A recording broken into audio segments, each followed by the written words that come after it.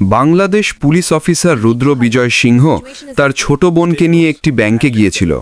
বোন নতুন অ্যাকাউন্ট খুলতে গিয়েছিল আর ভাই পাশে দাঁড়িয়ে সাহায্য করছিল। ঠিক সেই সময় হঠাৎ কয়েকজন সন্ত্রাসী বন্দুক নিয়ে ব্যাংকে ঢুকে পড়ে এবং এলোপাতাড়ি গুলি চালাতে শুরু করে। ব্যাংকে থাকা মানুষ আতঙ্কে চিৎকার করে দৌড়াতে থাকে।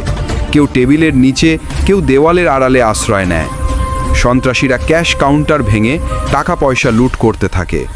ঠিক তখনই রুদ্র বিজয় সিংহ সাহসিকতার সাথে এগিয়ে আসে।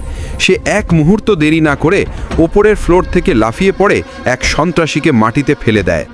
বাকি সন্ত্রাসীরা তাকে লক্ষ্য করে গুলি ছোড়া শুরু করে, কিন্তু রুদ্র বুদ্ধিমত্তা ও প্রশিক্ষণ ব্যবহার করে নিজেকে আড়াল করে পাল্টা গুলি চালায়। এক এক করে সব সন্ত্রাসী মাটিতে লুটিয়ে পড়ে। ব্যাংকের ভেতরে থাকা সবাই বাঁচে যায়।